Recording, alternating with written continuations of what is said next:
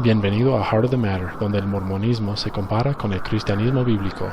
El programa es transmitido desde Salt Lake City, la meca del mormonismo, con su anfitrión, ex mormón, Pastor Sean McCraney.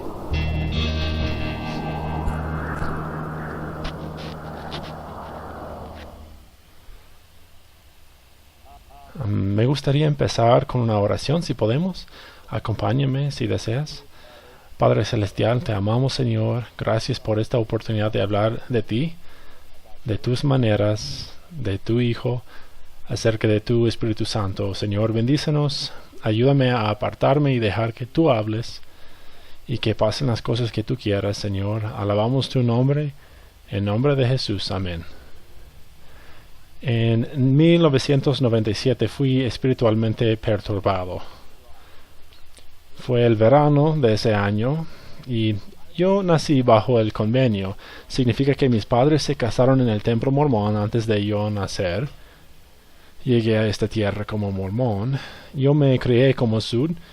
Era un poco de un demonio como un joven, pero me llamaron a los 19 años para servir en una misión en Harrisburg, Pensilvania. Y yo disfruté mucho la misión. Fui ahí con todo lo que yo podía dar y me encantaron a los compañeros que tenía.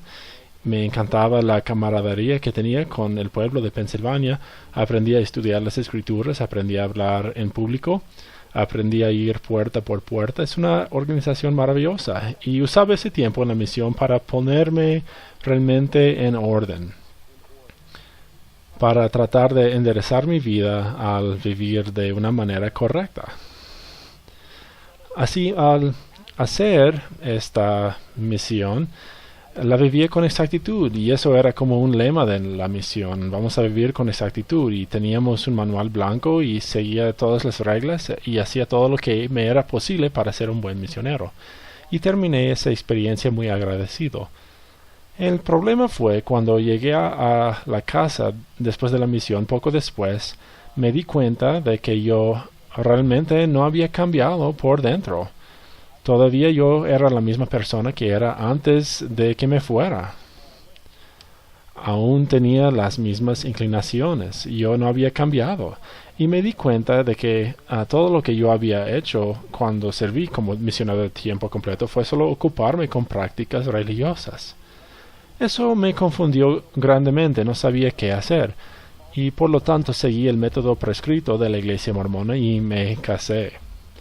Y me casé con una chica hermosa en el templo de Los Ángeles. Fui sellado por tiempo y la eternidad y pensé, bueno, si yo hago esto es lo que debo hacer y va a enseñarme a convertirme en un hombre verdadero de Dios. Siempre había tenido un gran amor por Dios, siempre quise tener una amistad y un compañerismo con Dios. Pero al mismo tiempo yo siempre había sabido y había sido una persona pecaminosa, egoísta, lujurioso, violento, enojado. Yo tenía todas estas cosas por dentro y nada parecía tomarlas y cambiarlas. Así que me casé y comencé a cuestionar y buscar, y decidí que iba a averiguar la verdad absoluta, si se podría encontrar. Si hubiera un Dios absoluto, yo iba a encontrar la verdad absoluta. Así que empecé a estudiar la historia de la iglesia y comencé a leer todo lo que había leído antes: el libro de Mormón, Doctrina y Convenios, Perla de Gran Precio, la Biblia. Los releí todos. Leí la historia de la iglesia, la serie Mesías del McConkie, y leí algunas otras obras que se han escrito, y esas no parecieron cambiarme como un hombre. Y luego me resbalé al terminar la universidad. Me resbalé y comencé a estudiar materiales antimormonas. Y comencé a leer acerca de su historia y empecé a ver otro punto de vista del mormonismo.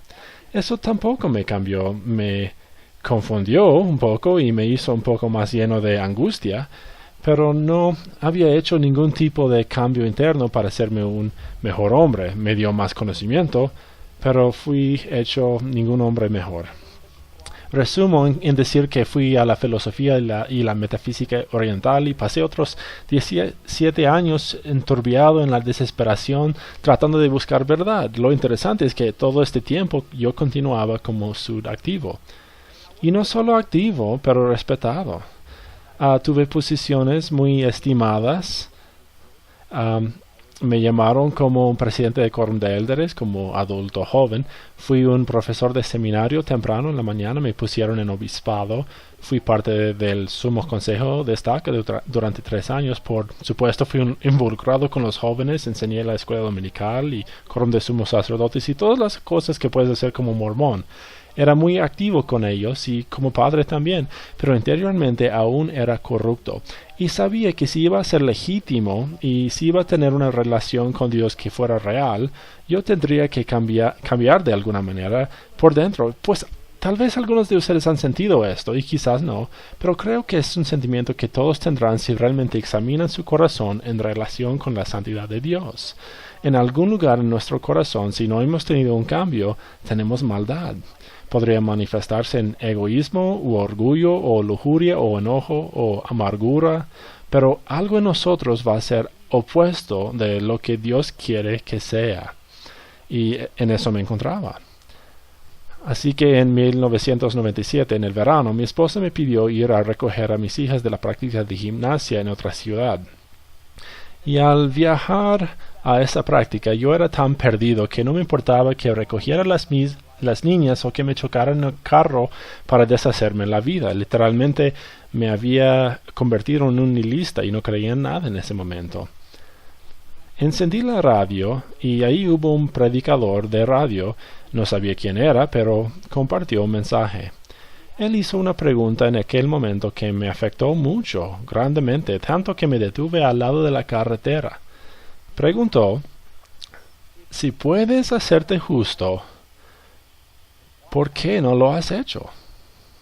Y para mí fue una buena pregunta, porque en la misión yo había intentado, y a través de mis llamamientos yo había intentado, y a través de la obediencia estricta y el esforzarme duro y ir con el obispo y hablar de las cosas y hacer esto y aquello, realmente yo había intentado, pero no tuve éxito, si iba a ser honesto. Fue otra buena pregunta y me hizo parar y pensar, y luego preguntó otra. Dijo: la razón por que tú no te has hecho perfecto y presentable ante Dios es que tú no puedes. Y eso tenía mucho sentido para mí también, porque yo sabía que no podía, sin importar todo lo que hiciera, sin importar cuántos ritos realizara o cómo me vestía, o cuán bien planchadas eran mis camisas blancas, o cuán afeitada era mi cara los domingos. Nada iba a cambiarme por dentro, porque no pude hacerlo por mi cuenta. Y entonces este pastor, que luego supe que era un hombre llamado Charles Stanley, siguió en compartir un mensaje acerca de Jesucristo, y cómo era Jesús y su vida, y Jesucristo y su justicia, y su obra, y su expiación y sufrimiento en la cruz, y que al tenerlo en mi vida yo podría ser un hombre nuevo. Y me preguntó si quería tomar un desafío y ofrecer la oración del pecador. Entonces hubo carros ahí zumbando por la carretera y mis hijas iban a salir de la gimnasia y decidí que iba a hacer la oración del pecador. Así que le pedí: Padre Celestial, así oramos como santos de los últimos días, Padre Celestial, soy un hombre pecador y yo no puedo superarme. No importa lo que he intentado, no puedo hacerlo. Padre Celestial, ¿me perdonarás los pecados a través de Jesucristo? Jesús, vendrás en mi corazón. Jesús, te encargarás de mi vida. Jesús, serás mi guía de ahora en adelante. Haré lo que sea, Jesús. Haré lo que sea si harás esto. Y esperaré a que lo hagas. Te prometo que te esperaré. Ahora tengo que admitir que esperaba que cuando abriera los ojos y dijera amén, que ocurriera algo milagroso y que los cielos se abrirían y la luz brillaría sobre mí y que yo fuera un tipo completamente nuevo, pero no fui, no pasó nada y no cambió nada. Así que volví y entré en el carro y fui y llegué a la práctica de gimnasia. Y me estacioné el carro y me quedé y faltaron 15 minutos para la salida y me recosté la cabeza.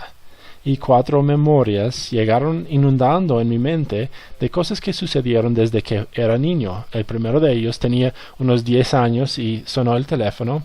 Yo estaba en la ducha solo en casa y contesté. En el otro lado hubo un hombre que tenía algo mal con él. Era físicamente discapacitado o tal vez perturbado mentalmente o emocionalmente, pero tenía algún impedimento. Y me dijo que era su misión o ministerio para llamar a la gente al azar y para orar y hablar con ellos acerca del Señor. Hablamos durante tanto tiempo que cuando colgamos el teléfono mi cabello estaba seco. Yo recuerdo eso. Y escuché a mi madre entrar en la cocina y me entré en mi habitación y me vestí y nunca lo conté a nadie. De hecho, francamente, olvidé de esto hasta estar ahí sentado en mi carro después de esta experiencia. La siguiente experiencia fue poco después de mi misión y poco después de casarme. Mi esposa y yo nos mudamos a Logan, Utah, y ahí vivíamos antes de empezar la universidad. Y en mi tiempo ahí limpiaba piscinas, albercas, y un día estaba limpiando alberca fuera de este club y vi a un chico pelirrojo sentado en un sillón leyendo un libro negro. Y así como trabajé hacia él, le pregunté, ¿qué es ese libro negro? Y dijo, es la Biblia. Y le dije, ¿eres mormón? Y dijo, yo era. Y le dije, ¿tú eras? Y por supuesto estaba recién salido de la misión lleno de orgullo y sin amor. Empezamos a dar batalla y se alejó. Pero antes de alejarse dijo, tú vas a averiguar. Un día vas a averiguar quién es realmente Jesús. Ese recuerdo vino a mi mente aquel día. Las 2 otras memorias involucran a 2 mujeres que trabajaban conmigo en la industria bancaria, que compartieron su testimonio de Jesús conmigo y yo realmente no les hice caso, como si fueran solo unas cristianas fanáticas, renacidas y todo eso, que no sabían lo que estaban hablando, no tenían la plenitud del Evangelio, pensé en ese momento cuando compartieron conmigo. Lo pasé por alto y las 2 experiencias vinieron de nuevo a mi mente. Abrí mis ojos y vi a mis hijas salir de ese gimnasio. Y puedo decirte inequívocamente, sin lugar de dudas, fui nacido de nuevo. Fui una nueva criatura en Cristo. Me dio un nuevo corazón y una nueva perspectiva. Me dio un nuevo poder para cambiar las cosas en mi vida. Esa parte no sucedió inmediatamente. Todavía, por supuesto, estoy trabajando en ello y esa es la segunda parte del renacimiento espiritual. Pero la primera parte fue tan clave en mi transición. Me dejó asombrado. El mensaje que tengo para las personas que son de la Iglesia de Jesucristo, de los santos de los últimos días, es único. Has nacido de nuevo por la fe en Jesucristo. Mi mensaje a los cristianos en esta comunidad, conocedores de los mormones, es preguntarles o averiguar o dar un ejemplo de uno que ha nacido de nuevo por la fe en Jesucristo. Juan 1:12-13 dice, Juan 1:12-13 dice, mas a todos los que le recibieron, o sea, recibieron a Jesús, a los que creen en su nombre, les dio potestad de ser hechos hijos de Dios. A los que creen en su nombre. Así el versículo dice que si lo recibes, Él te dará el poder para convertirte en su hijo o hija. Aquí no dice que nos nacimos como sus hijos e hijas. Dice que tenemos que tener fe en Él para ser convertidos en sus hijos e hijas. Y en el versículo 13 continúa y dice, los cuales no son engendrados, hablando de los que han tenido fe, no son engendrados de sangre, no naturalmente, ni de la voluntad de la carne, ni de la voluntad de varón. O sea, no por la religión, sino de Dios. Has nacido de Dios. Ahora, esto va a sonar un poco diferente, pero soy totalmente sincero y escucha con atención. No me importa a cuál religión pertenezcas. No me importa en dónde asistes a la iglesia. No importa qué posición lleves, o si eres rico o exitoso. No me importa si crees que la iglesia, o sea, el mormonismo es verdadera. Lo único que importa en mi ministerio y en este programa es si conoces a Jesucristo a través del renacimiento espiritual. Esa es la clave para una relación y para caminar con Él en esta vida. Conoces y has nacido de nuevo. Ahora también quiero decir que no hay dudas involucradas ahí. No vas a nacer de nuevo y después luego preguntarte, ¿he renacido? Tú lo sabrás. Es un cambio metafísico de tu espíritu. Empiezas a ver el mundo de nuevas maneras. No es una vía de escape, no es un truco psicológico. Es tomar tu voluntad y entregarla al Señor, porque tú no puedes hacer nada por ti mismo. Ahora, esto a veces se burla de la religión organizada, hacer las cosas por ti mismo. Pues se supone que debemos ser autosuficientes, debemos ser capaces de hacer todas estas cosas y lo hacemos de una manera, tenemos responsabilidades, nos levantamos todos los días y vamos al trabajo y tenemos estas cosas, pero puedes levantarte mejor, mucho mejor con Jesús a tu lado, cuando has nacido de nuevo. Así que no estoy aquí para hablarte de dejar el mormonismo, no quiero hablarte de la historia mormona, o sea, de Joseph Smith y esposas, o la poligamia, o negros y el sacerdocio, o la expiación de sangre, o todo la plétora de otras cosas. Quiero saber si has nacido de nuevo. Ahora, puedo proponer que la iglesia mormona es negligente en la enseñanza del renacimiento espiritual. De hecho, muy raramente lo incluyen. Te propongo que son negligentes en predicar y enseñar de Jesucristo como Dios, como Hijo de Dios, como Dios encarnado, como el Salvador. Claro, está ahí intelectualmente, pero no existe cuando se trata de renunciar nuestra voluntad al diario, día tras día. Pues tengo un montón de amigos cristianos que quieren platicar sobre el mormonismo cuando me hablan. Y si eres mormón lo sabes, e incluso si no eres, sabes que hay una gran diferencia entre el mormonismo y los mormones. Hay una gran diferencia entre el catolicismo y los católicos. Hay un montón de santos de los últimos días que no creen en mucho de lo que representa el mormonismo. Hay mormones que lo son por tradición. Hay santos de los últimos días que no creen muchas de las enseñanzas del profeta fundador. Hay mormones que nunca han leído el libro de Mormón. Estas cosas no son la piedra angular de su fe. Su fe se basa en la cultura. Su fe se basa en la familia.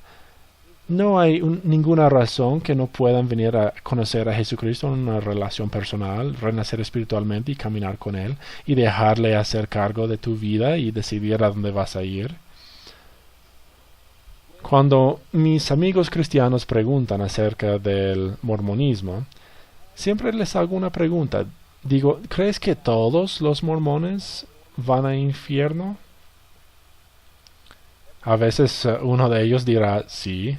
Por supuesto, empiezo a rezar en ese momento, pero generalmente dicen, no creo que todos los mormones van a ir al infierno. Y entonces digo, bueno, ¿qué es lo que va a permitir que los mormones que irán al cielo realmente vayan al cielo? Y ellos dirán, pues va a ser su fe en Jesucristo.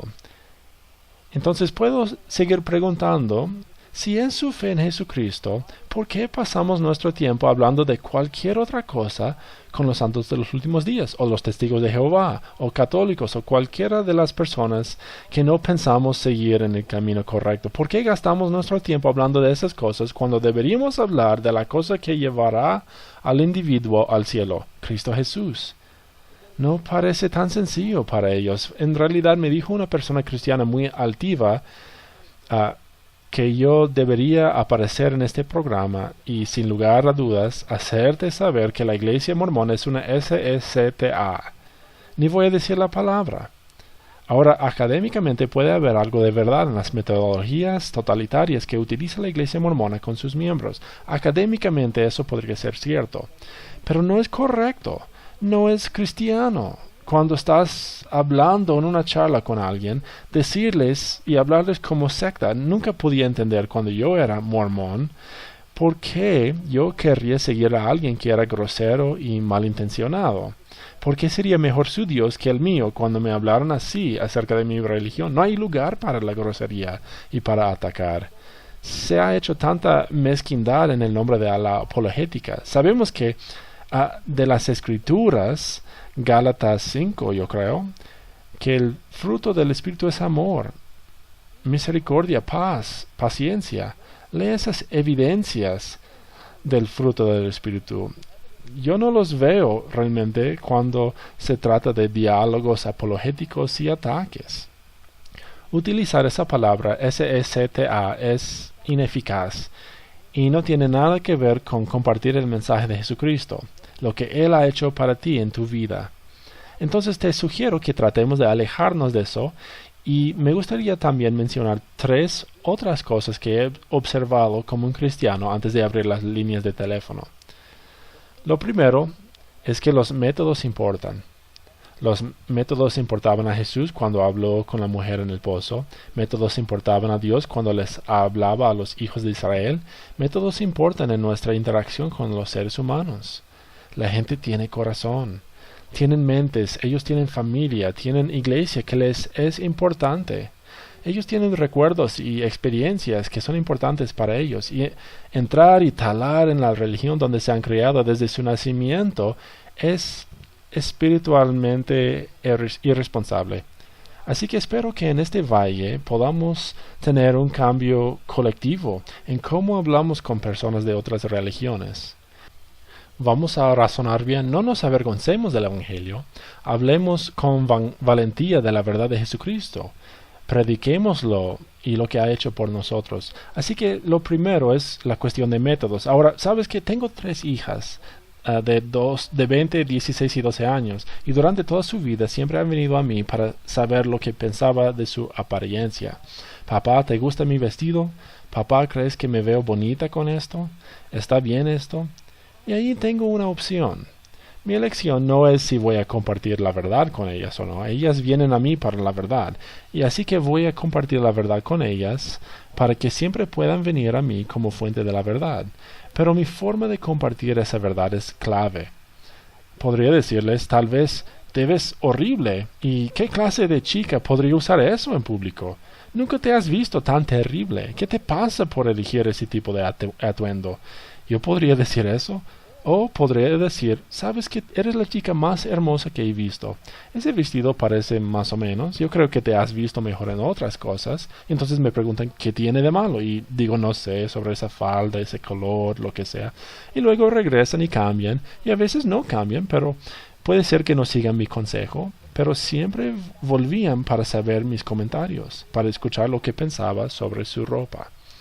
Los métodos importan cuando somos padres, importan cuando somos un miembro del cuerpo de Cristo, cuando hablamos con nuestros vecinos y amigos mormones, cuando estamos hablando con gente de otras religiones que son o ni siquiera incluyen a Cristo en su religión. Los métodos importan. La segunda cosa que quiero mencionar es que tenemos que enseñar de Jesús primero. Y creo que otra vez es irresponsable espiritualmente tomar un pueblo y talar en sus inculcaciones religiosas, atacar los fundamentos de su relación su relación que es religión, y luego dejarlos solos sin Jesús. Cuando les enseñamos primero sobre Jesús como la persona a quien recurrir para tener una relación regenerativa, cuando ellos vienen a descubrir la verdad de su religión, se van a alejar suavemente. Paso por este estado y veo esas consecuencias de aquellos que han aprendido de las verdades del mormonismo y su fe se ve crujida. Se dejan con nada para apoyar su fe. Quedan deambulando, odian a la religión, odian a Dios, odian todo y vuelven al mundo para su consejo. Tenemos que ser mucho más responsables cuando hablamos con la gente sobre su fe. Y por predicar de Jesús primero, vamos a tener un efecto mucho mayor porque Jesús va a asumir el control. Finalmente, antes de abrir las líneas telefónicas, una última cosa. El cambiar lleva su tiempo.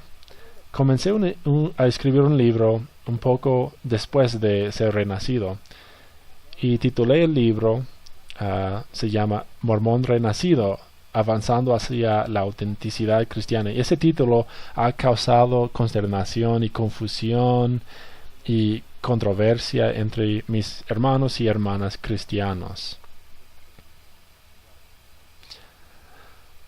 La frase mormón renacido es un título real porque puedes ser renacido y mormón a la vez. Yo lo fui. Fui regenerado por Dios mismo en 1997. Dejé el mormonismo en 2001. Se toma un tiempo para deshacerte de las cosas que has acumulado. Consideremos un árbol cubierto de hojas. Llega el otoño y las hojas se caerán, pero algunos de ellos se aferran. Se aferran durante el invierno y no se caen por sí mismos.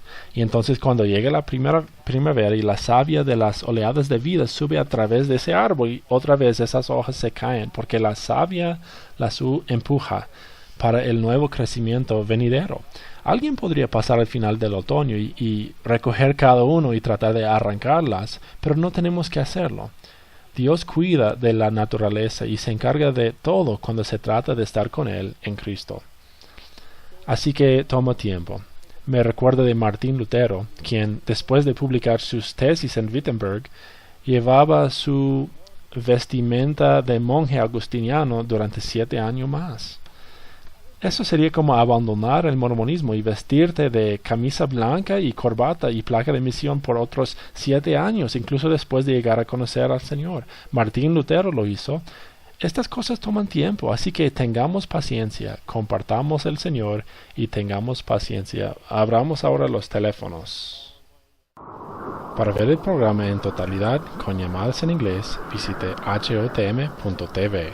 Para información en español, visite mormonesparajesus.com.